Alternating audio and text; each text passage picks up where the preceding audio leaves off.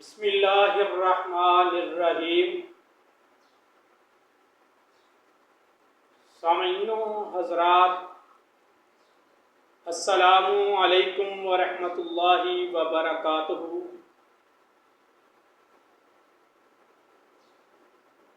सामीनो हज़रात, हम आपको बेशुमार वीडियोस में अग़ज़िया, अदविया और तरीक़ा इलाज के बारे में बहुत कुछ बताते रहते हैं। और ये हमारा अग़ज़िया के बारे में टॉपिक चल रहा है। अग़ज़िया में से सबसे जो अहम चीज़ है वो सब्ज़ियाँ हैं।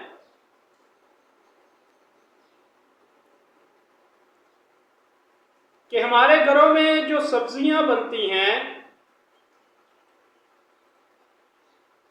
वो कितने तरीक़ों से बनती हैं और कितनी किस्म के तरीक़े राइज हैं जो पाकिस्तान में सब्ज़ियाँ पकाने के, और उनके सेहत पर क्या असरात हैं, इस चीज़ की वजाहत हम आज करेंगे,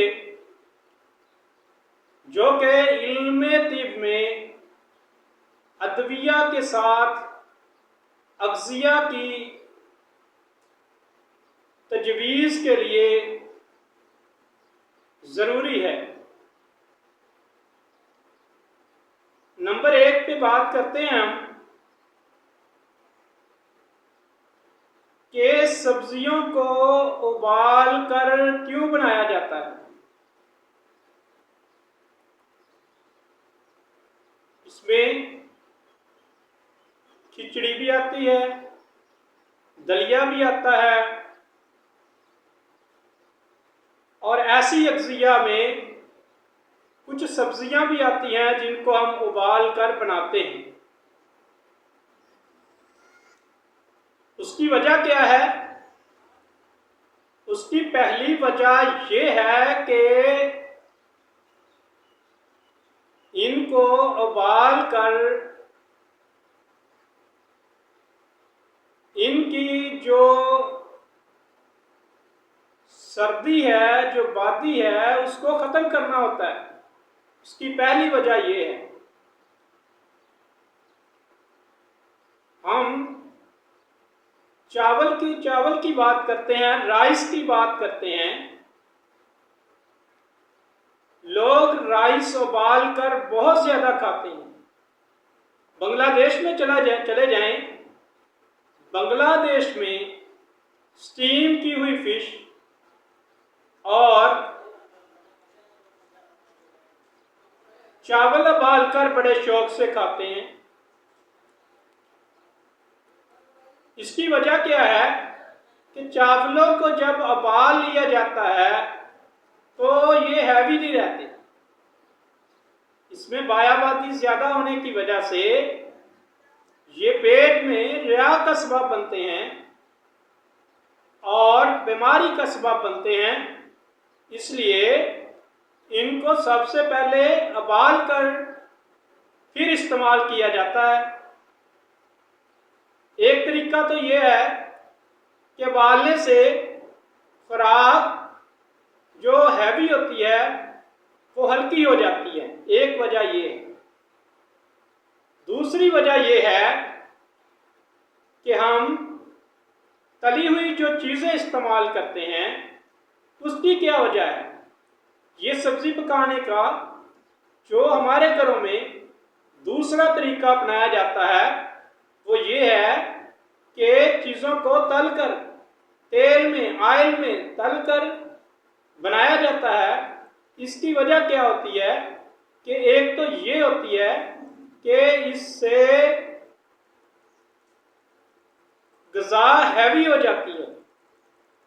जो चीज़ें फ्राई की जाती हैं, तली जाती हैं, वो हैवी होती हैं और उनका मजाज तर होता है।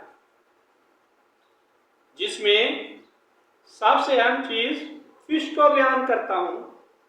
फिश हम फ्राई करके बनाते हैं, पकोड़े और समोसे, टिक्कियाँ, शवारमे और फ्राई किए हुए अंडे शामिल हैं। ये सब चीज़ें हम घी में फ्राई करके इस्तेमाल करते हैं। ये खुश्क मजाज के लोगों के लिए इंतहाई अहम है और ये आपका मौलज, आपका तबीब आपको बता सकता है कि आपको किस तरह सब्जी पकाकर खानी है।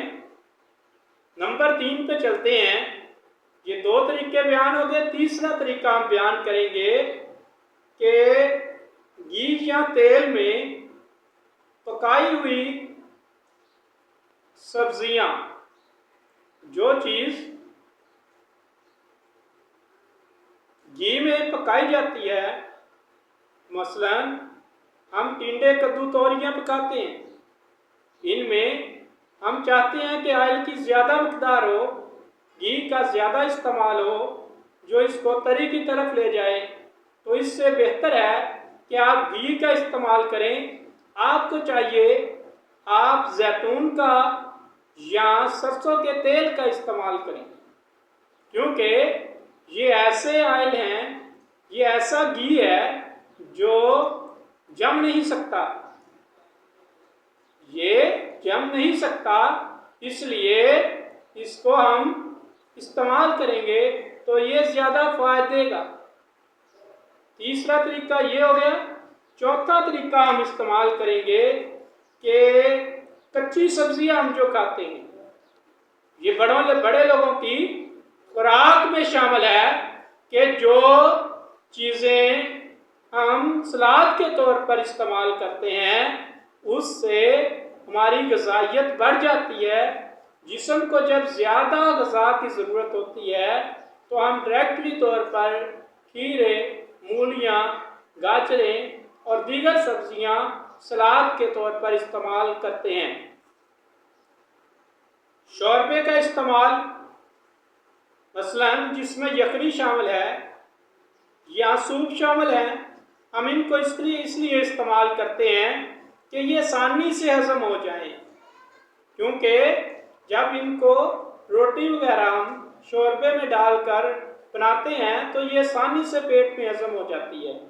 अक्सर ऑपरेट जिनका होता है या लोगों को ऐसी चोट वगैरह लग जाती है या पेट, हमारे मैदे जो हैं वो ग़िज़ा को सही हज़म नहीं कर सकते, तो हम फिर शोरबे वाली ग़िज़ाएँ इस्तेमाल करते हैं। और मीठी चीज़ें, मीठी डिश का आजकल रिवाज आम हो चुका है। मीठी डिश का इस्तेमाल हम इसलिए करते हैं कि नबी अलैहिस्सलातु वस्सलाम की ये सुन्नत है कि जो मीठी चीज़ इस्तेमाल करता है उसका जो खाना है, उसका जो लंच है, उसका जो डिनर है, वो अच्छे तरीके से हज़म हो जाता है। मीठा जो होता है वो हमारी ग़िज़ा को हज़म करने में अहम किरदार अदा करता है। ये थी हमारी बात जो इल्म तिब से वाबस्ता थी। ये सब्ज़ियाँ हमारी सेहत पर क्या असरात रखती हैं, ये हमने मजाज के हिसाब से लोगों को बताना होता है कि आप इसमें लहसुन, अदरक, टमाटर इस मिक़दार से इस्तेमाल करें ताकि ये हमारी सेहत पर पॉजिटिव असरात दे, हमारी सेहत को बरकरार रखे, हमारे खानों में लज़्ज़त पैदा कर दे। और लेकिन इसकी अफादियत एक तबीब आपको अच्छे तरीके से बता सकता है। आपका मालिज आपको बेहतर हिदायत कर सकता है। जब भी आप कोई तरीका कार अरेंज करें इनमें से, तो अपने तबीब, अपने मालिज, अपने डॉक्टर, अपने हकीम की राय को लाजमी लें ताकि आपको बेइंतहा फ़ायदा हो सके। अस्सलामु अलैकुम व रहमतुल्लाहि व बरकातुहू।